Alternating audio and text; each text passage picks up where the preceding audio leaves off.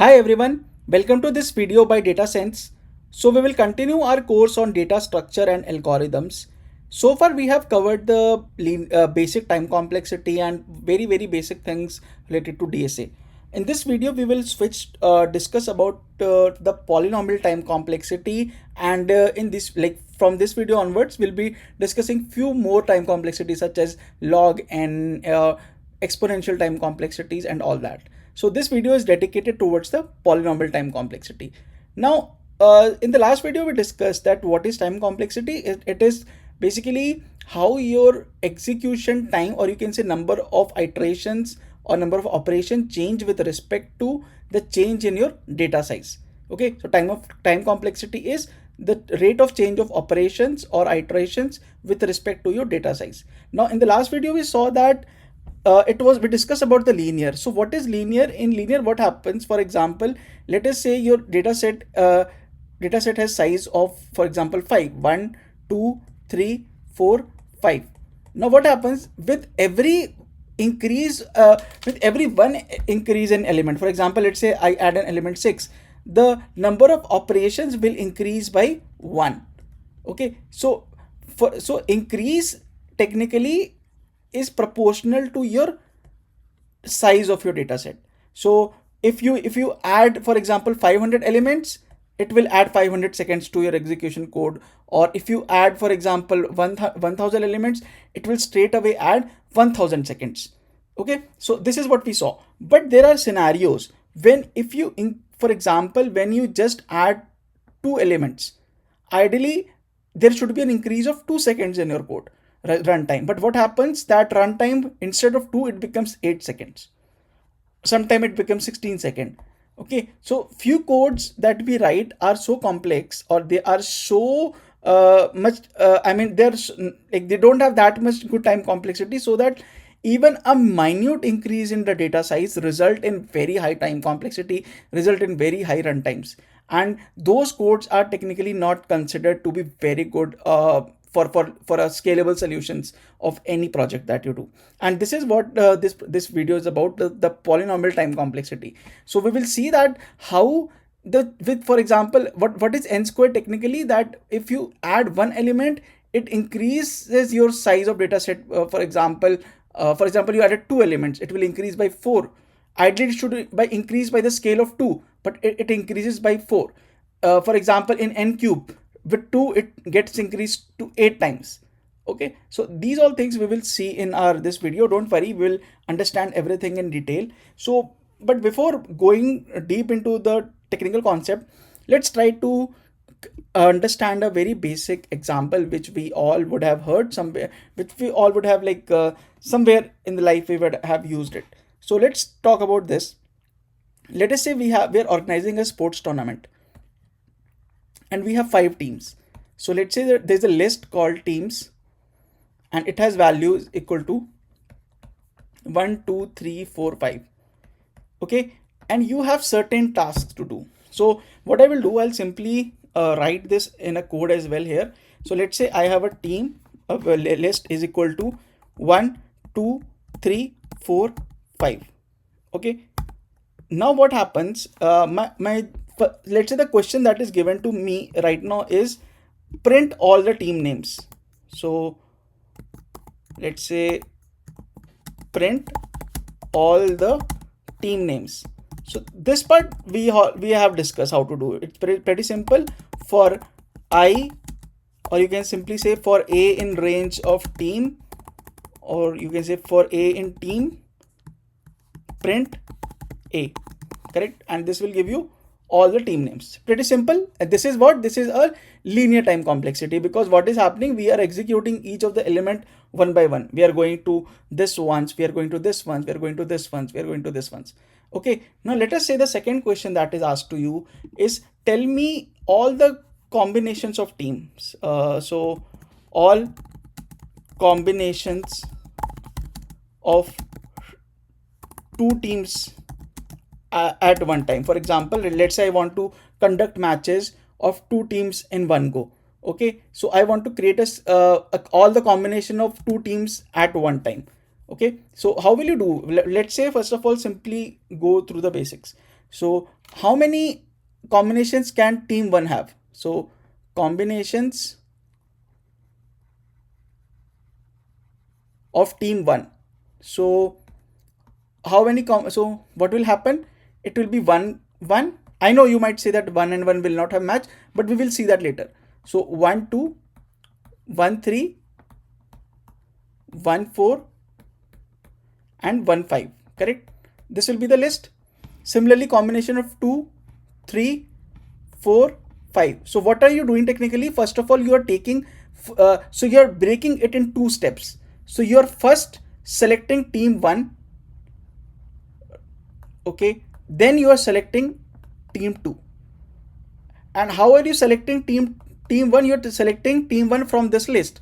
So first of all, you selected team 1 here, then you selected team 2 as well from all the possible. So then you took 1 2 3 4 1 like one by one.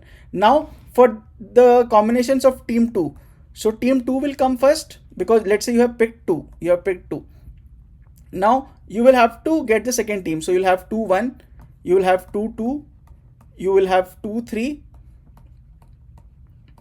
and you'll have 2 4, you will have 2 5, correct? Similarly, you will have all for all these total 5 combinations. So total 25 combinations will be possible. Am I right? Yes. So total 25 combinations are there. Now let's try to print it down using our Python code. I'll come to this, that what so let's write down just the combination. So how do we do that? Let's say, so to that we have to use two those. Right now, if you don't understand Python coding, again I'm saying it's fine, just try to understand what I'm doing. We'll have to create two variables, because what we are doing, we are having two. One variable will give me this value, one variable will give me this value. So what I'm going to do, for I in range of length of team, okay, and then for j in range length of team. So what do I need to print? So simply do team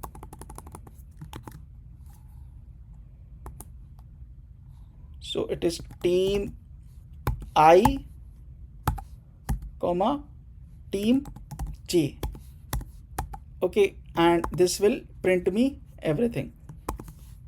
So let's okay, now let me run this. So what happened, we printed all the possible combinations. So there will be total 25 combinations here, which is happening 1 1 2 2, like all kind of these things. Now similarly, let us say I ask you to, so what is the time complexity of this scenario? So what is happening, first of all, remember the first step was to select the team 1. See, so select team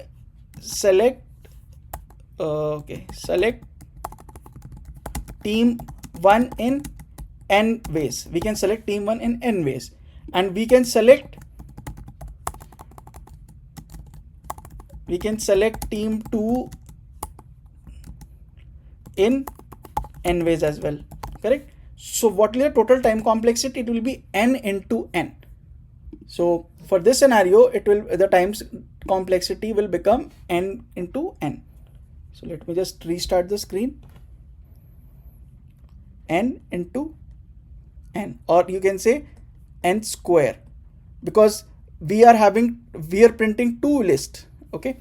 So we are having this, we were printing I comma j, we are printing two things. So one will take I will execute over the loop once. So what will happen, I will go over this loop 1, it will take n values, then this will also go towards the loop, it will take n more values. Now let us say, what if I give you another scenario that where you have to print 3 teams at once? So what will you do? So let's say you have to print 3 teams at once. So you will include another line of code here and saying that okay, let's do one thing. For k in range length of team, okay, and print this team j, and we'll say team k, okay.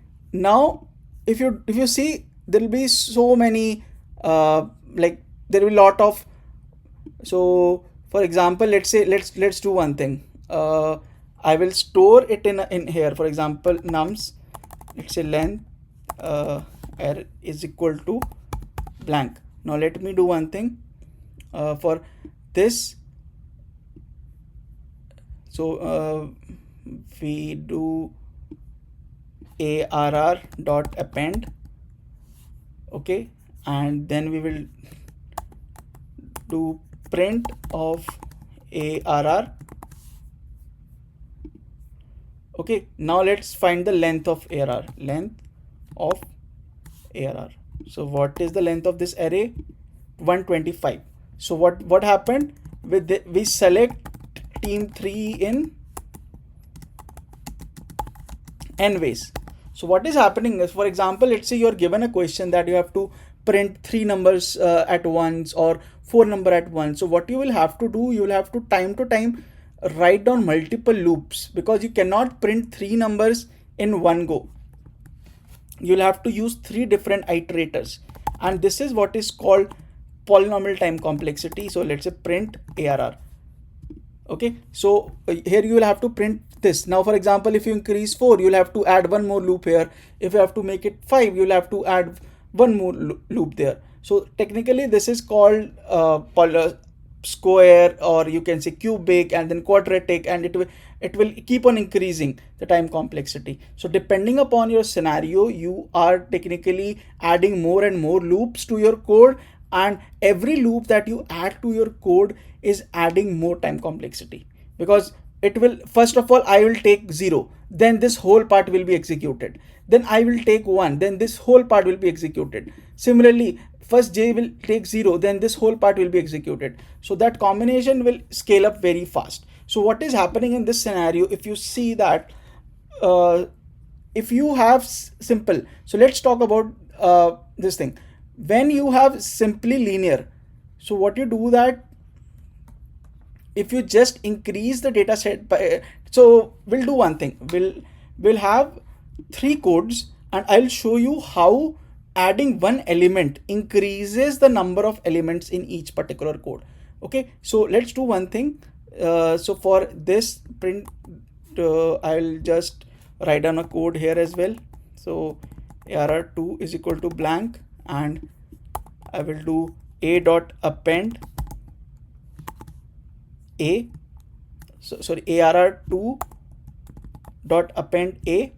Okay, then I have to print length of arr2, and then I have to print, let's say,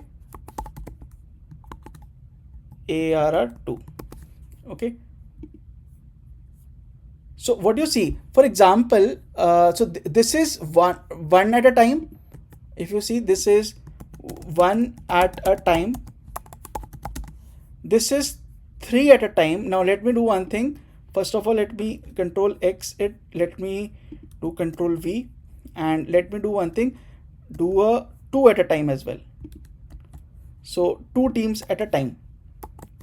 So let's say this is arr, let's call it anything. Now, okay, so we will do this arr3 dot append, and team K will not be involved here, and it will be arr3. Okay, so yeah, now all is good. Now for example, let's compare here. So we have 3 scenarios. Here. Let me just refresh this page once again. So we have 1 at a time,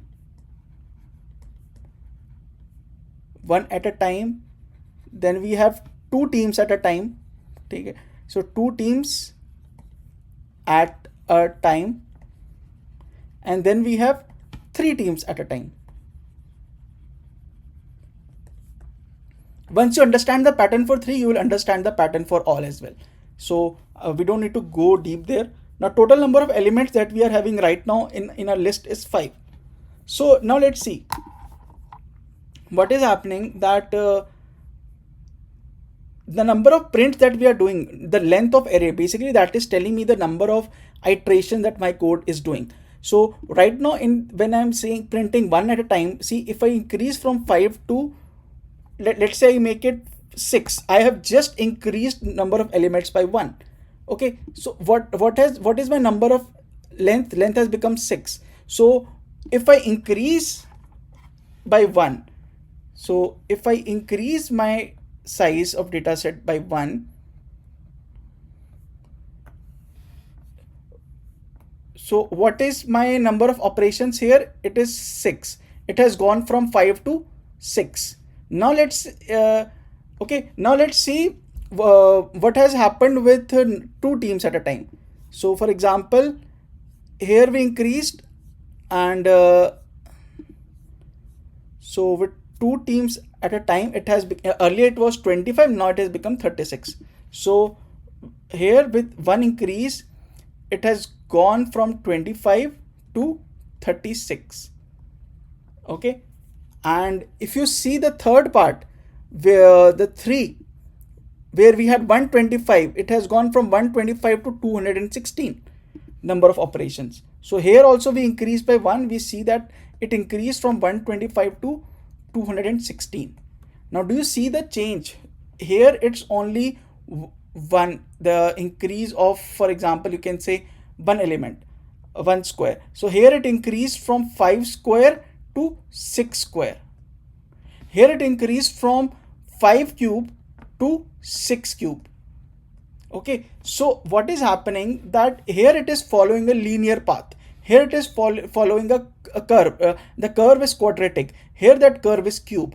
And similarly, as the complexity, as your question increases, the level of your question increases, or the whatever is being asked in your question increases, you will have to use different codes of different time, and each of the time or each of the type of code that you do will have different impact on time complexity, right? So that is why it is very important to determine which type of code you are doing.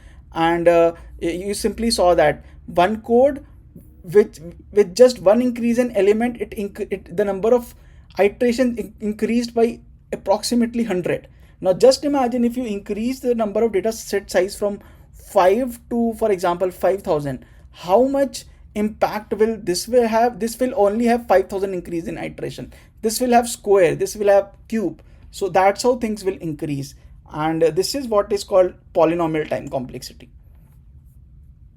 So let us try to summarize what we discussed, like various time complexities in terms of polynomial with respect to data size. So let's try to create this table. Now in this table we have data size. So data size is, for example, let's say you have a list with 10, 20, 50, 100. So if you go down here, you will see that data size is increasing, and we will see the number of iterations, or you say operations, which are involved in each of the time complexity: linear, quadratic, and cube. So for example, let's say when it is linear, we know it will remain same, right? So whatever your data size is, number of operations, it will depend upon the size of your data set, correct? Number of operations, it will be exactly same as this. Now when you talk about n square, what will happen? It will become 100, and it will become 400, it will become 2500, and it will become 10 raised to 4, that is 10,000.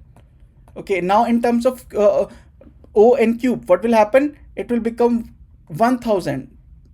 It will become, for a data of 20 operations, for a data of 20 elements, there will be 8000 operations, or you can say. Okay, and similarly, if for example, if you're using 50, it will become 125, then 1, 2, 3. So 1,25,000 operations. And for this, it will have 1, 1, 2, 3. So total of 1 million operations. So do you see the impact? With just with the data size of just 100 elements, your ON cube is executing 1,000,000 times. Okay, and this is what we say that this ON cube, ON square, especially ON cube is not considered a good time complexity, because in real time, as I mentioned earlier as well, that your data size can go beyond millions, can go beyond 1000 operations, okay, can go beyond 1000 elements. Now for that, if you see an ON cube, for example, if I just have to scale this for 1,000,000 rows of data, just imagine how many operations are involved and how many, like what complexity will be there, correct? So this is a good time complexity, and at times O(n) square is acceptable. So but going beyond that, it's very like not feasible. I mean, it's not a good thing for your system. So I hope you understand this particular tabular structure, where we see that as our data size increases, how my number of operations are increasing in each time complexity, and at what scale, right? From 100, for a data of 100, this is 100 operation, this is 10,000, this is 1 million operations. So now you can visualize things. Now let's try to plot this up in a chart to see how my chart looks like now, because we discussed constant time space, we discussed linear time space, and in this video we discussed polynomial time space. So how does it look like is, let's say this is your data size, okay, and again this is your data size, and here it's your number of operations, or you can say number of iterations, or whatever you say. So we discussed that O(n) looks like this. In the last video we discussed about this particular part. So this is O(n), sorry, O1, not O(n). This is constant time complexity. Now O(n) will look like something. For example, let's say I have to pick a red line. So it was this O(n). This is linear time complexity. Now what is happening? Now let's try to plot. For example, let's say for these many, let's say we pick any point here. Let's say this is a data set of size 500. This will have 500 operations, and for a time complexity O(n) square, it will lie somewhere around here, okay? And so if you plot O(n) square, how it will come out to be? It will come out to be a quadratic something like this, okay? So this is O(n) square.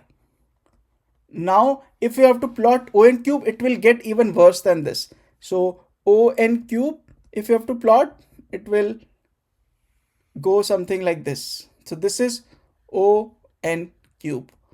So that's how these complexity. Now depending upon various powers of n, you can see O(n) is the best right now, and it will increase as you go from here to here. Your time complexity will start, like, will get worsened, right? And this is how you plot time complexities of various various scenarios. So this is your O1, lean O(n), O(n) square, O(n) cube, and we will discuss more time complexities like later in this course. So I hope you understand the concept of polynomial time complexity. It is just that how when you increase your data set size, how your number of operations get they start increasing, right? So you can just see all this in the Python workbook that I am attaching to this video. So first, if you see, we discussed the linear time complexity, where time taken grows linearly with the input size, and if you have to call every person a list once, this is just like taking a sum once. Now in quadratic, you have two for loops, for this and this, then for this, okay? And for cubic, you will have three for loops. You will have this, you will have this, you will have this. So remember, it is not only because of for loops, there can be other operations as well. I'm just trying to explain through for loops, but we will see in future example that time complexities can be increased through other methods as well, not just for loops. So after that, you can visualize, you can simply see that, for example, this is not the right because curve, because my system is there are a lot of things running in my system at the back end, so it will not give you the right operation, but just try to understand. This shows you the linear y equal to mx, and orange shows you quadratic, green shows you cubic, and red one shows you quartic. So as the data set increases, the time complexity increases. So I hope this whole topic of polynomial time complexity was clear to you guys. If you still don't understand, let me know, drop in the comment below, and we'll be solving these things aggressively when we start doing Python coding questions. Right now, my whole objective is to explain you what is the meaning of time, what is on, what is on square, what is on cube. Okay, now if you just get stuck by looking at a code, it's fine right now, because we have not started Python coding yet. We are still in the theory section where I'm explaining you how to compare codes, because when you are able to compare the codes, it will be very easy for you to start writing codes on your own. Okay, so thanks again for watching this video. Please comment on the video below, and I'll see you in the next video.